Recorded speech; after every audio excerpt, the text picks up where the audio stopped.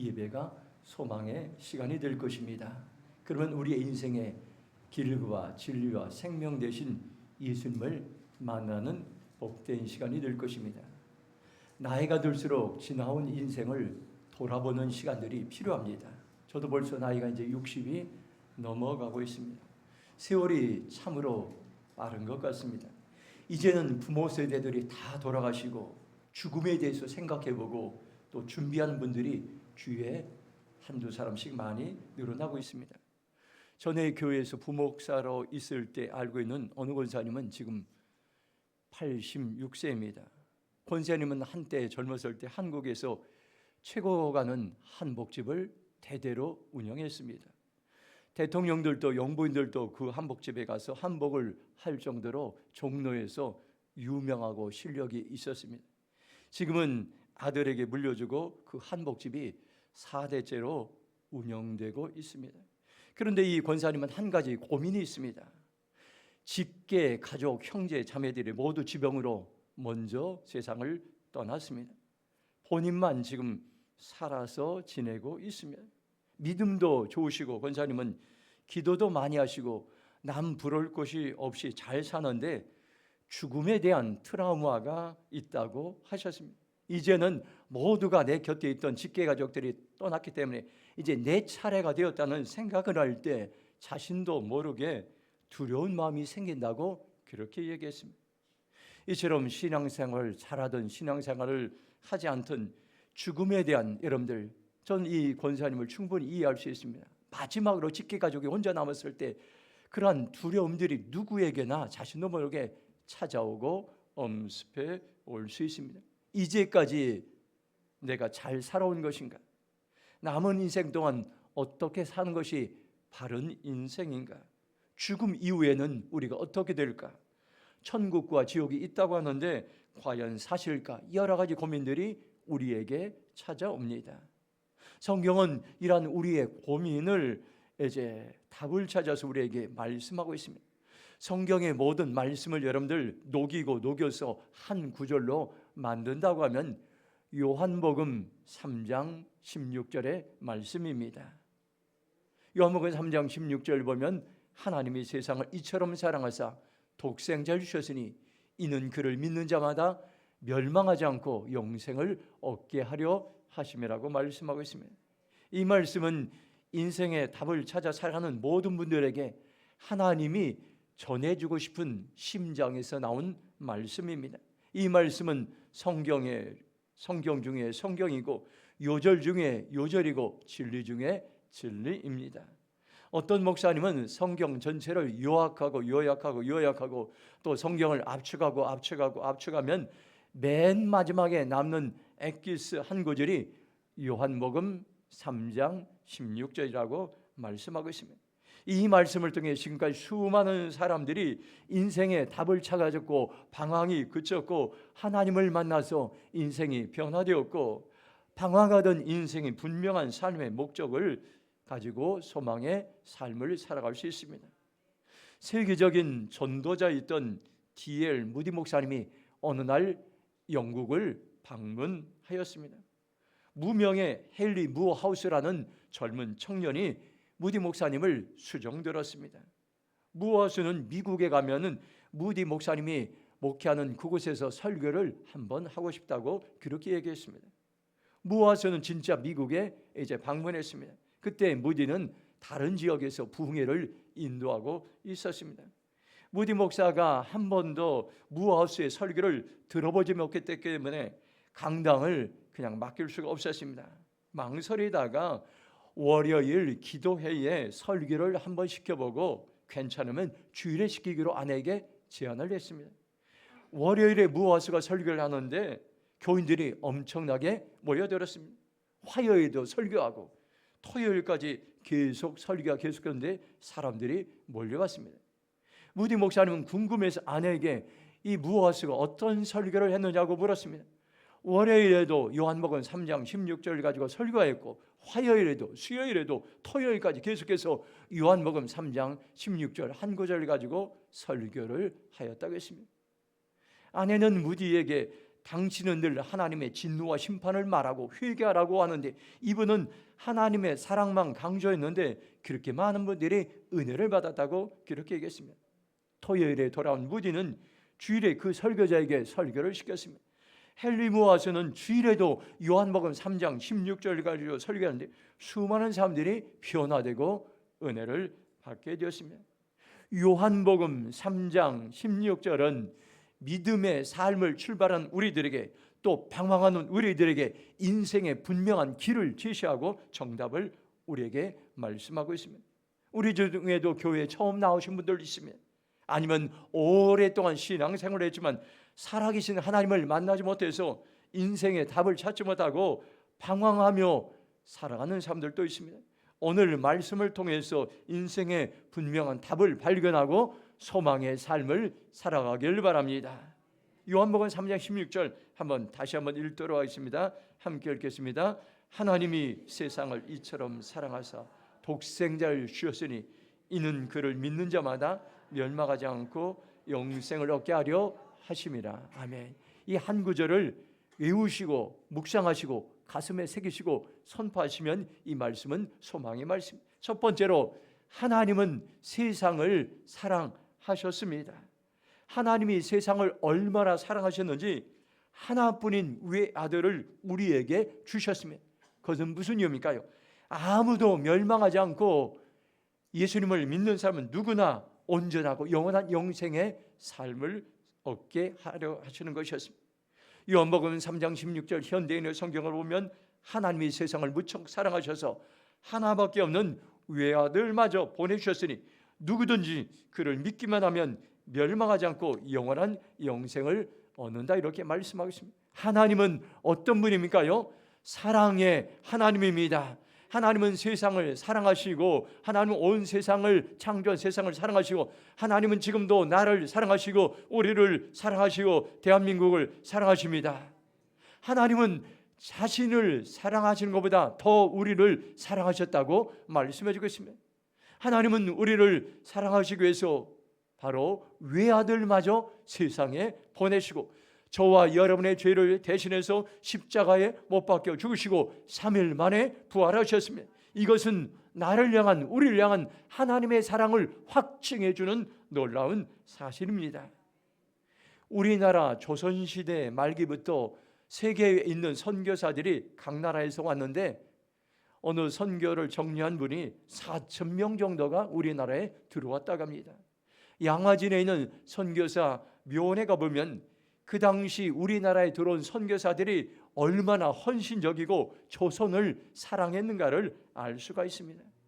선교사 묘원 이제 영상관에 처음 들어가면은 그 입구에 바다 물결 레이저로 나오고 바다를 건너서 선교사들이 들어온 것을 상징적으로 보여주고 있습니다. 곧바로 하나님이 조선을 이처럼 사랑하사, 이런 이제 소리가 들리고 큰 액자에 하나님의 조선을 이처럼 사랑하사, 이런 글귀가 벽에 걸려 있는 것을 보게 됩니다.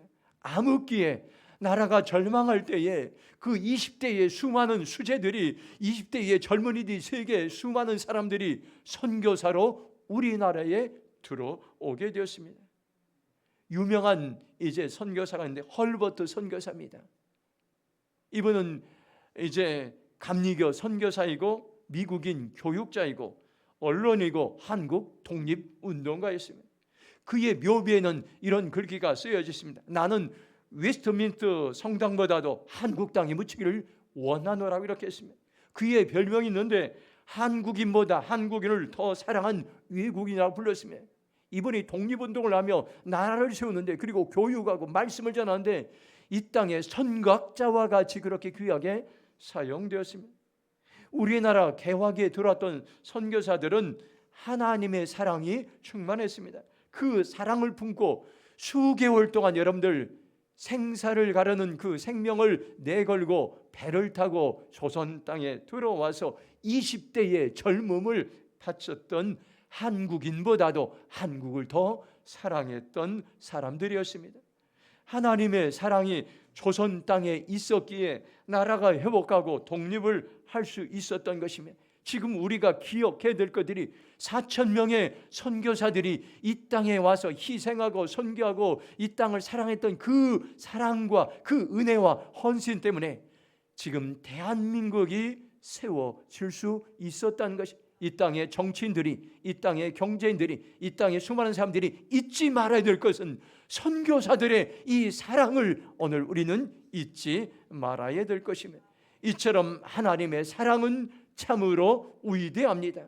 하나님의 사랑은 한 나라를 세우고, 하나님의 사랑은 한 지역을 세우고, 하나님의 나라는 한 가정을 세우고, 하나님의 나라는 한 생명을 오늘도 살리기도 하십니다. 위대한 사랑의 근원이 요한복음 3장 16절에 있는데, 위대한 사랑의 극이, 하나님의 사랑이 그가 얼마나 큰지를 말씀하고, 이처럼 사랑해서 있죠. 하나님의 우리를 향한 사랑은 여러분들 무한대로 큽니다. 그리고 위대한 사랑의 행동이 있습니다. 우리에게 주셨으니, 외아들을, 독생자 예수 그리스도를 우리에게 주셨습니다. 위대한 사랑의 선물이 있습니다. 독생자 예수 그리스도를 우리에게 선물로 주셨다는 것을 오늘 우리는 기억해야 될 것입니다. 제가 어느 목사님의 설교를 들으면서 그러한 간증을 들었습니다. 아들만 5명이 있는 목사님과 자녀가 1명도 없는 목사님이 서로 대화를 하게 되었습니다. 결혼했지만 자녀가 1명도 없는 목사님은 지나가는 말로 아들 1명만 양자로 보내면 좋겠다는 그런 얘기를 했습니다. 아들만 5명이 있는 목사님은 가벼운 말로 그 어렵지 않지, 양자로 보내줄 게라고 쉽게 얘기했습니다. 그리고 집에 돌아가서 아들 5명이 자고 있는 모습을 보게 되었습니다. 장남을 보니까 대를 이어가기 때문에 안 되고, 둘째는 가장 똑똑해서 안 되고, 셋째는 잘생겨서 안 되고, 넷째는 비실거리고 약해서 안 되고, 다섯째는 막내이고 너무 귀여워서 안 된다고 그렇게 생각, 아무도 양자로 보낼 사람이 없었습니다. 그날 밤 이 목사님은 하나님이 외아들 독생자 예수 그리스도를 우리에게 주신 것이 얼마나 위대한 사랑인가를 깨달을 수 있었습니다. 독생자를 히라보로 말하면 모노게네스라고 이렇게, 이것은 하나님 아버지의 모든 성품, 신의 성품, 신의 속성을 그대로 가지고 있는 아들이라는 의미입니다. 하나님과 동일한 성품과 신성을 가진 아들을 우리에게 보내주셨습니다. 요한복음 1장 18절 보면 본래 하나님을 본 사람이 없으되 아버지 품속에 있는 독생하신 하나님이 나타나셨느라 말씀하고 있습니다. 하나님과 동일한 아들을 우리에게 보내주셔서 십자가에 못 박게 하시고, 그리고 우리의 죄를 대신해서 이제 죽으심으로 부활하심으로 우리에게 가장 좋은 선물을 보내주셨습니다. 하나님은 어떤 분입니까요? 사랑의 하나님이신 것입니다. 외아들마저 보내신 사랑의 하나님, 이 사랑을 알 때에, 하나님의 사랑을 알 때에 내 인생의 답이 풀리고 내가 어떻게 살아야지 분명히 인생은 목적을 가지고 살아갈 수 있음을 여러분들 기억하시기 바랍니다. 두 번째로 요한복음 3장 17절 같이 읽겠습니다. 시작. 하나님이 그 아들을 세상에 보내신 것은 세상을 심판하려 하심이 아니요 그로 말미암아 세상이 구원을 받게 하려 하심이라. 아멘. 두 번째로 우리에게 주신 말씀은 하나님은 세상을 구원하십니다. 한번 따라서, 하나님은 세상을 구원하십니다. 하나님이 세상을 심판하시려고 아들을 보내신 것이 아니라 우선 목적이 그를 통해서 세상을 구원하시려고 외아들을 보내셨습니다. 요한복음 3장 17절을 메시지 성경으로 보면 하나님께서 고통을 무릅쓰고 자기 아들을 보내신 것은 세상을 정죄하고 손가락질해서 세상이 얼마나 악한지 일러주시는 것이 아니라 아들이 온 것은 세상을 구원하고 바로 잡으려는 것이라고 말씀하고 있습니다. 17절은 하나님의 마음이 잘 새겨져 있습니다. 하나님은 먼저 세상을 심판하려고 예수님을 보내신 것이 아니라 아들을 통하여 세상을 구원하시는 놀라운 목적이 있습니다. 우리가 구원자 예수님을 통해 영원한 여러분들 안전을 보장받을 수 있습니다. 예수님을 믿는 자들에게 약속의 말씀을 주셨습니다. 그를 믿는 자는 멸망하지 않고 영생을 얻게 하려 하심이라고 말씀해 주고 있습니다. 하나님을 믿으면 구원이 있는데 구원받는다는 것은 멸망하지 않는다는 것이고 영생의 삶을 사는 것을 말씀하고 있습니다. 성경은 영생을 영어 성경에서는 eternal life라고 이런 말씀, 영원한 삶을 말씀하고 있습니다. 영생은 영원히 죽지 않는 것이 아니라 살아서 내가 예수님을 믿으면 예수님이 우리와 함께 영원히 함께 계시고, 또 예수님을 믿는 사람이 죽으면은 이제 육체는 흙으로 돌아가지만 영혼은 하늘나라에서 하나님과 함께 영원히 사는 것을 영생이라고 말씀하고 있습니다. 영생은 믿는 자들에게 사나 죽으나 하나님과 영원히 함께 하는 삶을 성경은 영생의 삶이라고 말씀하고 있습니다. 우리가 예수님을 믿는 순간 더 이상 심판을 두려워할 필요가 없습니다. 우리가 구원의 문제를 고민할 필요가 없습니다. 우리가 멸망을 걱정할 필요가 없습니다. 이것은 바로 복음이고 구원이고 우리의 인생의 영원한 답이고 우리의 삶의 영생이 시작되었다는 것을 여러분들 기억하시기 바랍니다. 요한복음 5장 24절 보면 이 말씀도 여러분들 암송해야 됩니다. 내가 진실로 너희에게 이르노니 내 말을 듣고 또 나 보내신 이를 믿는 자는 영생을 얻었고 심판에 이르지 아니하나니 사망의 생명으로 옮겼느라고 말씀하고 있습니다. 이 말씀 가운데는 구원이 과거, 현재, 미래에 연결되어 있습니다. 굿뉴스입니다. 기쁜 소식, 소망의 소식입니다. 예수님을 믿으면 영생을 얻습니다. 과거의 사건입니다. 우리가 과거에 예수님을 믿는 순간 우리에게 영생이 시작되었습니다. 그리고 사망에서 생명으로 옮겨졌습니다. 현재의 사건, 현재의 모습입니다. 우리는 죄로 죽을 수밖에 없는 그런 사람이 여러분들 영원한 생명의 상태로 옮겨진 사건입니다. 또 심판에 이르지 아니할, 이건 미래의 일들입니다.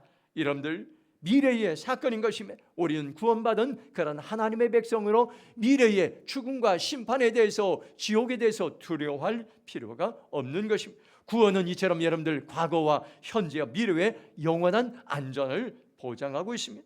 우리가 이 안전을 보장할 수 있었던 것은 예수님의 십자가의 사랑 때문인 것입니다. 바로 오늘 우리는 이 사랑을 기억해야 될 것입니다. 감리교를 창시했던 요한 웨슬리 목사님이 6살 때 1709년 2월 9일 목요일 밤 11시에서 12시 사이에 주민들이 목사관에 방화했습니다.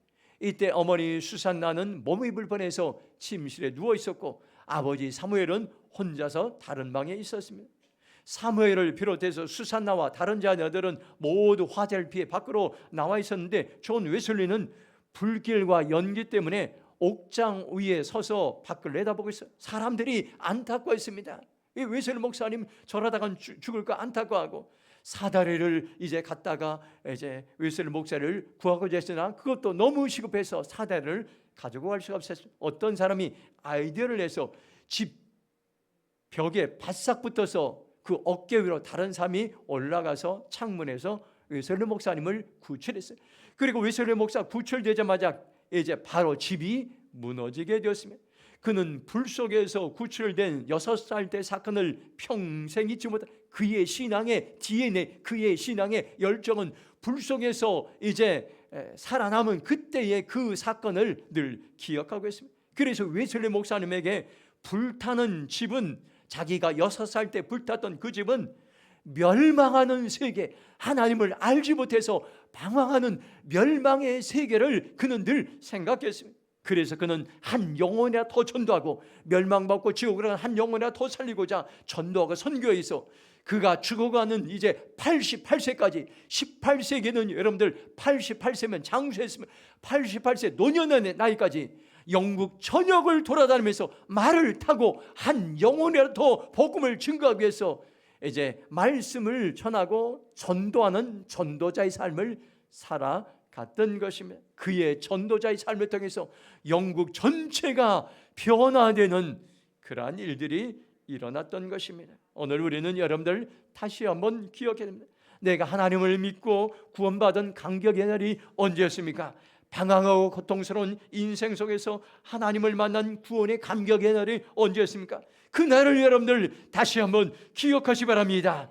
세상을 구원하시고 나를 구원하시고 우리를 구원하신 하나님의 은혜를 아는 것이 우리가 바른 인생을 걸어가는 것이고 거기에 인생의 길이 있고 우리의 삶에 정답이 있다는 것을 여러분들 기억하시기 바랍니다. 마지막으로 요한복음 3장 18절 말씀 같이 읽겠습니다. 시작. 그를 믿는 자는 심판을 받지 아니하는 것이요 믿지 아니한 자는 독생자 이름을 믿지 아니함으로 벌써 심판을 받은 것이라. 아멘. 오늘 말씀의 이제 결론과 같습니다. 하나님은 우리에게 믿음을 주셔서 영원한 천국 백성으로 살아가게 하십니다. 믿음의 대상이 누굽니까요? 세상을 창조하시고 나를 창조하시고 나를 죄에서 구원하시고 모든 역사를 이끌어 가시는 하나님을 믿는 것이 우리의 믿음의 대상인 것입니다. 성경은 분명하게 선언하고 있습니다. 예수님을 믿는 사람은 심판을 받지 않지만 믿지 않는 사람은 하나님의 아들을 믿지 않기 때문에 이미 심판을 받은 것이라고 말씀해 주고 있습니다. 세상엔 두 종류의 사람이 있습니다. 하나님을 믿는 사람과 하나님을 믿지 않는 두 종류의 사람이 있습니다. 예수님을 믿는 믿음에는 조건이 없습니다. 지식인이냐 무식한 사람이냐 부자냐 가난한 사람이냐 건강한 사람이냐 병든 사람이냐 이것은 믿는 조건이 될 수가 없습니다. 믿음의 조건이 될 수가 없습니다. 조건이 있다면 믿느냐 안 믿느냐 이 단 한 가지인 것입니다. 누구든지 예수님을 믿으면 멸망하지 않고 영생을 얻습니다. 그러나 여러분들 예수님을 믿지 않으면 영원한 지옥불에 던져진다고 우리에게 말씀해 주고 있습니까요? 누가 영생을 얻습니까요? 예수님을 믿는 순간 예수님을 내 인생의 주인으로 예수님께서 이제 이 땅에 구세주로 오셨다는 것을 우리가 입술로 고백하고 시인하고 예수님을 내 인생의 주인으로 모셔드릴 때 우리 안에 믿음의 삶이 시작되고 그리고 우리에게 또 다른 이런 천국 소망의 삶이 시작된다는 것을 오늘 우리에게 말씀해 주고 있습니다. 히브리서 13장 8절 보면 예수 그리스도는 어제나 오늘이나 영원토록 동일하시냐 이렇게 말씀하고 있습니다. 저와 여러분의 믿는 예수님은 어떤 분입니까요? 어제도 오늘도 내일도 과거도 현재도 미래도 변함이 없고 영원하고 한결같은 분이시라고 말씀해 주겠습니다. 우리가 믿는 예수님은 어제도 나와 함께 계셨고 오늘도 나와 함께 계시고 이제 여러분들 내일도 나와 함께 하십니다. 예수님은 과거에도 나와 함께 계셨고 현재도 나와 함께 계시고 미래에도 불투명한 미래에도 나와 함께 계십니다. 그래서 예수님을 믿는 사람은 어떤 인생의 환난과 폭풍 가운데도 흔들리지 않습니다. 우리가 믿는 하나님은 우리의 인생의 영원한 기초가 되시고 영원히 흔들리지 않은 반석이 되신 하나님께서 나와 함께 하시기 때문인 것입니다. 로마서 1장 17절 보면 복음에는 하나님의 의의가 나타나서 믿음으로 믿음에 이르게 하나니 기록된 바 오직 의는 믿음으로 말미암아 살리라 한과 같으라고 말씀해 주겠습니다. 성경은 하나님을 믿는 사람을 의인이라고 말씀하고 있습니다. 오직 의인은 다른 길이 없습니다. 믿음으로 살아가는 길밖에 없다고 말씀해 주겠습니다. 우리의 인생의 여러분들 해답은 뭡니까요? 예수님을 믿는 믿음에서 시작되어서 예수님을 믿는 믿음으로 마치는, 우리의 시작은 믿음으로 시작해서 믿음으로 마치는 것입니다. 인생의 답은 믿음에 있습니다. 여러분들이 문제가 풀리지 않습니까요? 믿음으로 반응해 보시 바랍니다. 신앙생활은 무엇입니까요? 날마다 예수님을 믿고 신뢰하며 살아가는 것입니다. 많은 사람들에게 영감을 주었던 고형원 작가가 오직 믿음이라는 그런 복음성가를 오래전에 작곡한 적이 있습니다. 가사가 이렇습니다. 세상 흔들리고 사람들은 변하여도 나는 주를 섬기리. 주님의 사랑은 영원히 변하지 않네. 나는 주를 신뢰해. 오직 믿음으로 내가 살리라. 오직 믿음으로 내가 살리라. 믿음 흔들리고 사람들 주를 떠나도 나는 주를 섬기리. 주님의 나라는 영원히 세워지 않네. 나는 주를 신뢰해. 가사를 생각할 때마다 저와 여러분들이 인생이 흔들리고 어려울 때마다 하나님을 믿는 믿음 안에 사는 것이 얼마나 중요한가를 우리에게 말씀해 주겠습니다. 지금이 어느 때입니까요? 세상이 흔들리고 사람들도 흔들리고 세상의 모든 영역들이 흔들리고 있는 때에 하나님께서는 믿음의 사람들을 찾고 있습니다. 오직 내가 믿음의 삶을 살기로 결정합니다. 고백하시기 바랍니다. 믿음은 신념도 아닙니다. 믿음은 이념도 아닙니다. 믿음은 사상도 아닙니다. 믿음은 철학도 아닙니다. 세상이 주는 신념과 사상과 이념과 철학은 쉽게 흔들립니다. 환경에 따라 쉽게 요동하고 있습니다. 그러나 영원히 흔들리지 않는 것이 있습니다. 하나님이 주신 믿음인 것입니다. 믿음의 사람은 인생이 흔들리지 않고 우리의 인생 마지막까지 끝까지 여러분들 바르게 인생을 경주할 수가 있습니다. 믿음의 사람은 인생의 답을 알고 살아가는 사람입니다. 믿음의 사람은 세상에 흔들리지 않고 영원한 천국을 바라보며 천국의 소망을 이제 살아가는 사람들입니다. 믿음이 우리에게 기쁜 소식이고 복음이고 굿뉴스입니다. 이제 저와 여러분들 우리 인생의 바른 길을 여러분 정답을 찾으셨습니까요? 바로 하나님은 세상을 사랑하시고 하나님은 세상을 구원하시고 하나님은 나를 구원하시고 하나님은 나에게 지금도 믿음을 주신다는 것을 여러분들 기억하시 바랍니다. 지금은 우리의 인생의 길과 진리와 생명이신 예수님을 만날 때인 것입니다. 지금은 우리의 인생의 길과 진리 되신 하나님을 만날 때인 것입니다. 그러면 우리는 하나님의 사랑을 지금 경험하고 구원자 하나님을 만나고 믿음을 주시는 하나님의 은혜를 경험하게 될 것입니다. 오늘 이 말씀을 기억하며 다시 한번 우리가 기도하며 나아가겠습니다. 우리의 가슴에 손을 얹고 기도하며 나아가겠습니다. 하나님, 내가 다시 한번 나의 길과 진리와 생명 되신 예수님을 만나기 원합니다. 알기 원합니다. 내 방황이 끝이게 하시고 인생의 답을 아버지 분명히 찾았음을 고백하며 아버지 하나님, 내가 다시 한번 나를 사랑하시는 예수님, 우리의 구원자이신 예수님, 우리에게 믿음을 주시는 하나님만을 바라보며 살게 하여 주시옵소서. 주의 이름으로 통성으로 기도하며 나아가겠습니다. 주여 아버지